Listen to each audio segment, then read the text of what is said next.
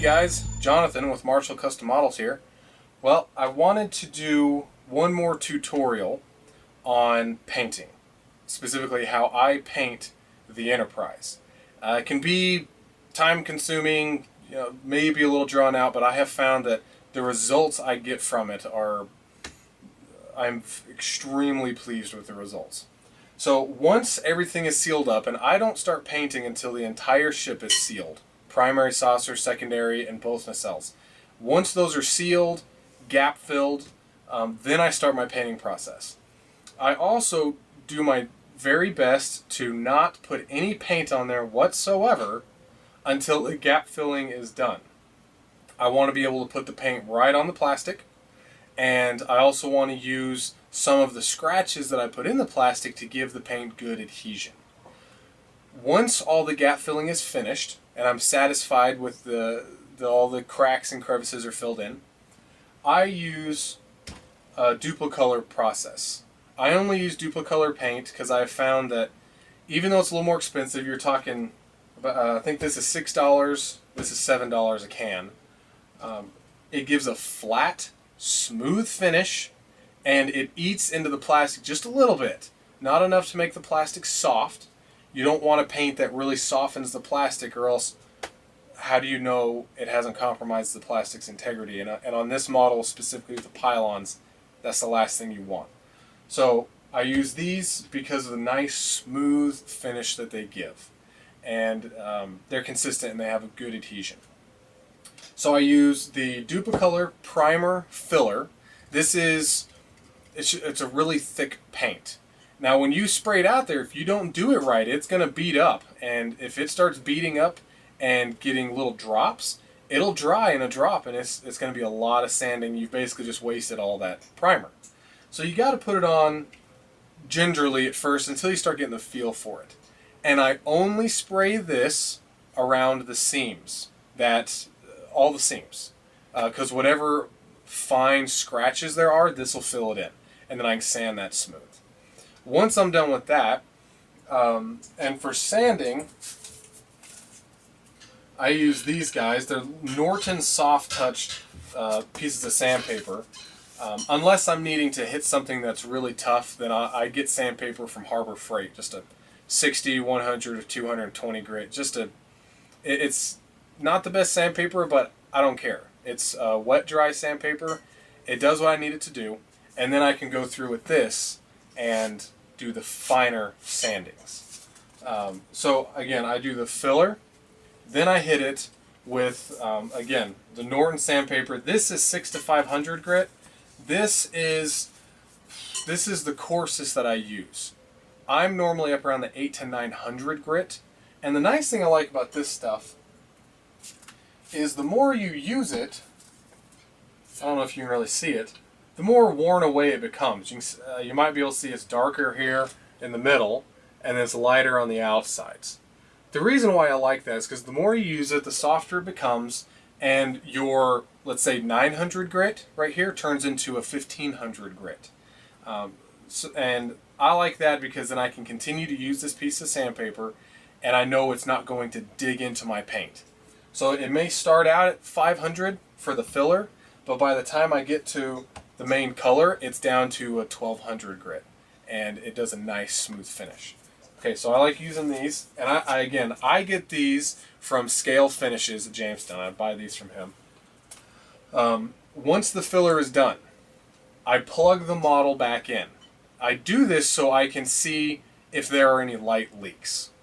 And light leaking or light seeping usually occurs around, so the back here around the strobe section, or it happens around the thruster section, or especially up here around these spotlight sections, because I have to rebuild this. I cut that completely out and I rebuild that. So those are normally where the light leaks are. And what I do is then I'll go through with the Duplicolor Black Primer. I also use this on the inside of my models. I put a real thick coat down, and I put it inside for light blocking purposes. And again, this stuff, it's very fine, but it puts down enough pigment and a good amount of pigment that it does a great job to do light blocking.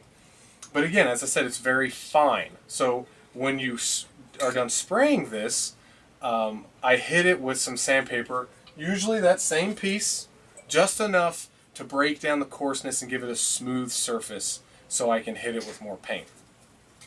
Once I'm satisfied that the light has been taken care of, I then move on to Scale Finishes Super Primer.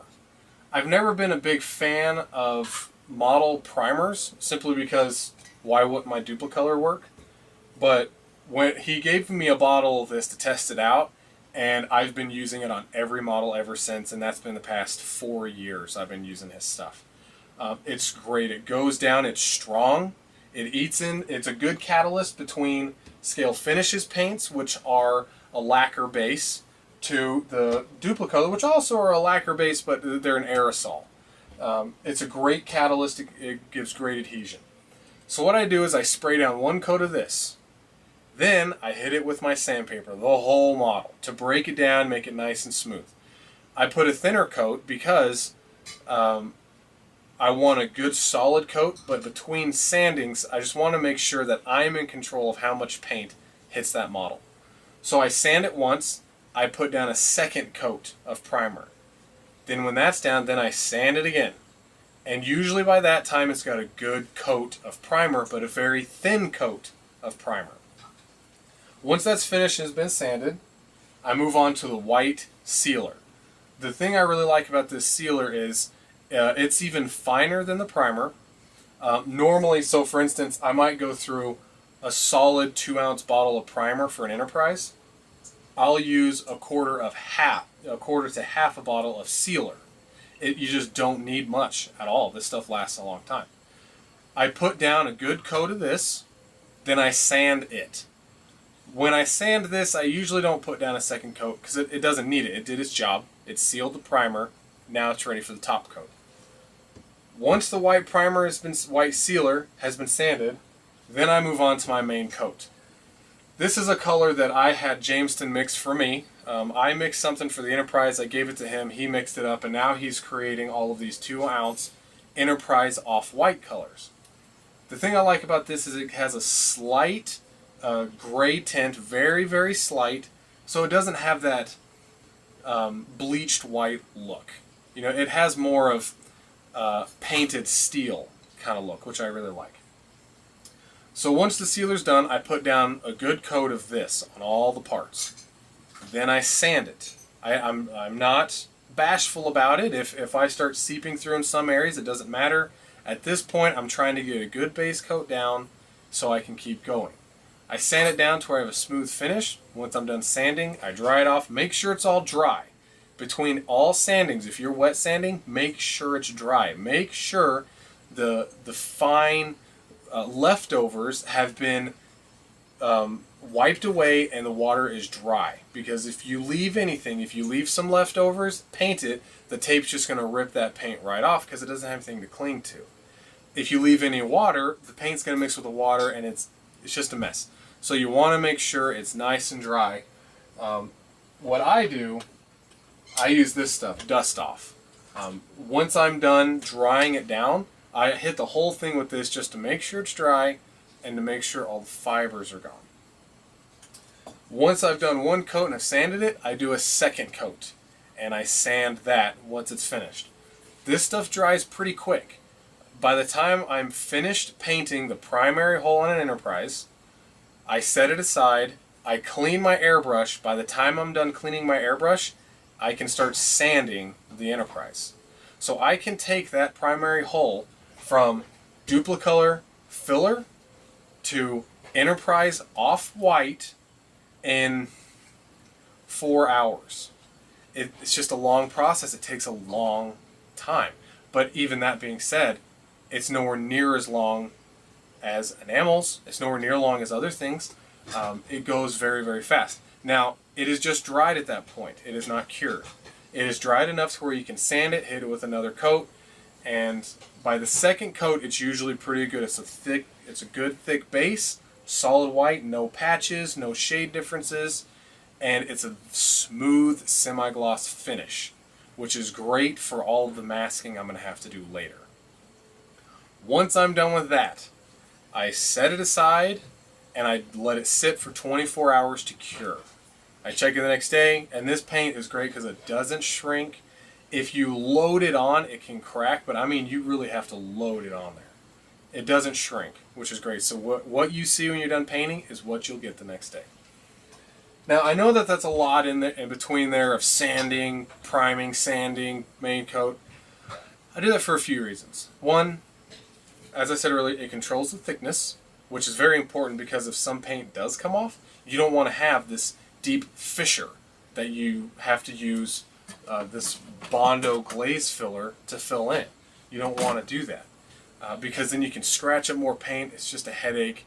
It creates more work than you need. So it creates a thin layer, a good solid color contrast across the entire ship. But the other reason is because between each thin coat, it's inevitable you're going to get fibers in your paint. Because I do thin coats, I can sand those fibers out.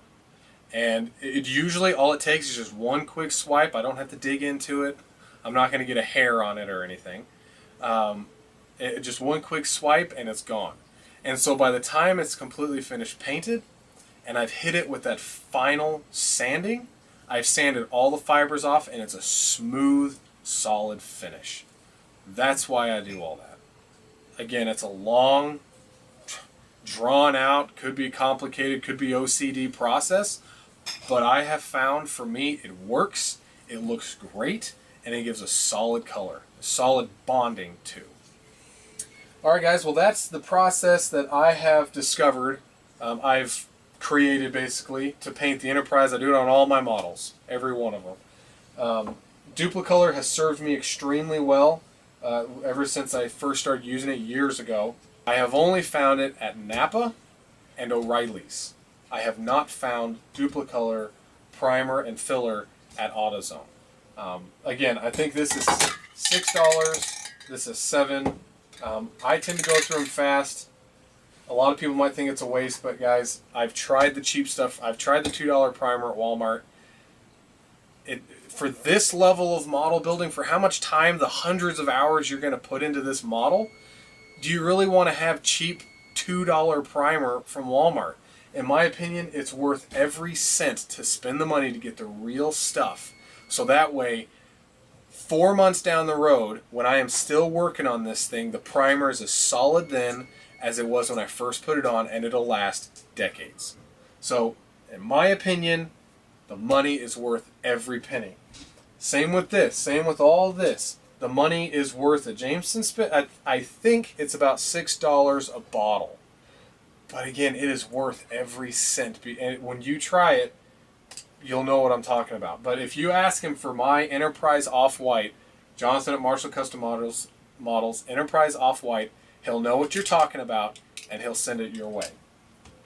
Also, on a little side note, if you are building the refit, as you guys know, the strong back section is a different color than it is on the Enterprise A. It's various shades of green.